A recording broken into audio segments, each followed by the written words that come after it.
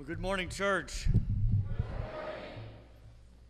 When Brian hooked up the microphone, he said, please don't trip over the cord. I didn't, but I think I tripped over my new robe twice already today. Talk about preaching to the choir. I didn't know you guys came and sat here. Welcome. That's wonderful.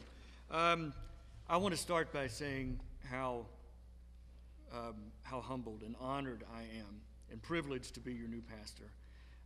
I have received nothing but love and kindness and friendship since I rolled into town Monday evening. I want to thank each and every one of you for the hard work that you've done on the parsonage. It's incredible. I called one of my mentor pastors in Dallas and told her about all the love and affection and attention I was receiving. I said, I'm really not used to all this kindness. She said, enjoy it while you can. If they ever stop loving you, start packing. She continued. She said, just in case, you might want to keep an escape bag by the back door packed. So I would like to start by giving you a brief introduction about who I am, where I'm from, and my call to ministry. My name is David Lynn Madden. I was born in Beaumont, Texas, December 21st, 1962. Both my parents are retired college professors from Lamar University in Beaumont. That's where I received a bachelor's in finance. I was bound and determined to conquer the world in sales, so I went to work at Xerox Corporation in Houston and really enjoyed myself in the 90s working at different companies in the copier industry. Well, in the beginning of the new century, I decided that I wanted to use my finance degree, so I packed my bags, moved to Dallas, and got a job at Merrill Lynch, where I worked as a financial advisor for a few companies, and finally ended up at Edward Jones. But no matter where I worked, what town I was living in, or what company I worked for, there seemed to be something always missing in my life. I just never could get right. Then one day, something told me to look at my bookshelf. And I had this bookshelf. It was a Target special. It didn't make the move. It just couldn't. I think the books kept it from falling down. But all these books, 4 books, were from the financial markets, and all the rest were about theology, philosophy, religion, and the Methodist Church. Well, that's the day I decided that I needed to pick up the phone and call SMU, because I was convinced God wanted me to go to seminary. But the title of today's sermon is New Beginnings. However, after wrestling with the scriptures, I believe that trusting God is a better theme for today's message. Because there's been many times in my life that I wanted to begin a new project, a new job, a new career.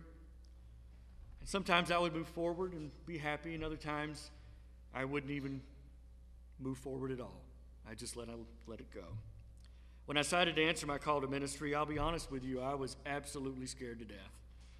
And I think the reason I was so scared is because even though I thought I was not completely trusting God.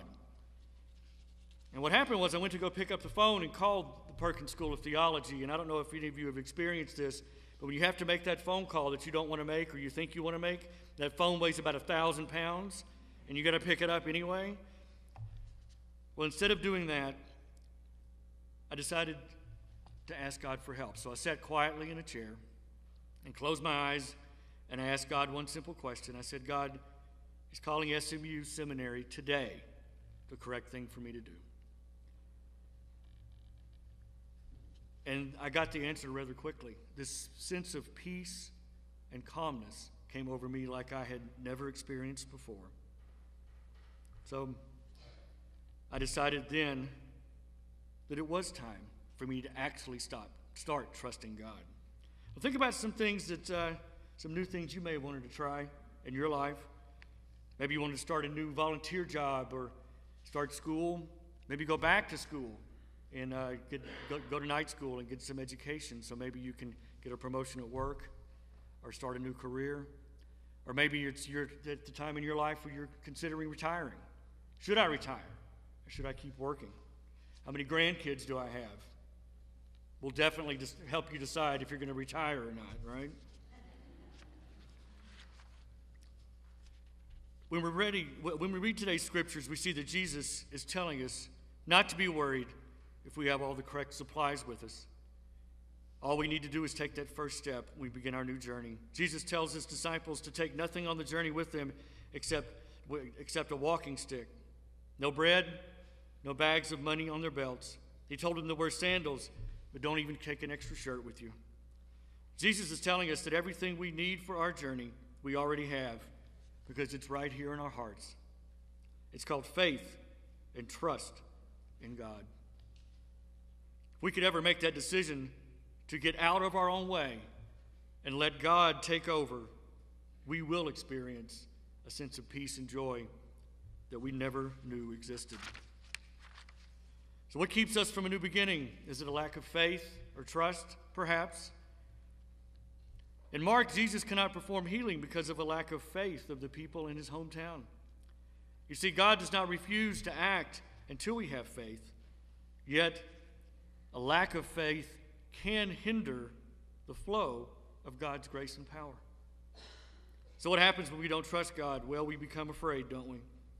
Afraid to let go of our egos and let God take over. We become cynical and pessimistic about what is possible for God. This kind of trust that Jesus has called us to is not easy by any means. It requires us at times to step out of our comfort zone and our current circle of friends and perhaps be in places that we may not normally attend. Jesus tells us that we are to leave behind all the barest of necessities. We have to abandon all those things of this world that hinder our work as disciples. We are to offer all of ourselves for the building of God's kingdom. When we put our own desires aside and we put God's will first, there is no need to be afraid. All we need is right here. We already have it. It's in our hearts. If we trust in God and take that first step, God will guide us the rest of the way towards our new beginning. The Reverend Martin Luther King Jr. told us once that you don't need to see the whole staircase. You just need to take the first step. St. Paul provides us with some very appropriate words in 2 Corinthians. Paul tells us, "My grace is sufficient for you, for power is made perfect in weakness." Paul hears from the Lord the same word Jesus must have known deep within. It's a call to lay aside all presumptions about our strength, our might, and our persuasion in order for power to rise up through God's grace, calling forth a faithful response from each one of us.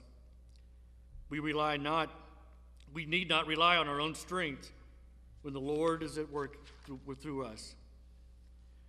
Brothers and sisters, it's not easy trusting in God, but we must keep in mind that a life that trusts God through everything. Today, church, we are at a new beginning. And I think every preacher since the beginning of time has used that phrase at one time or another in their career. And I don't know about you, but I'm tired of just giving life lip service. So why don't we be the people that decides once and for all to finally get out of our own way and to completely trust God? Amen.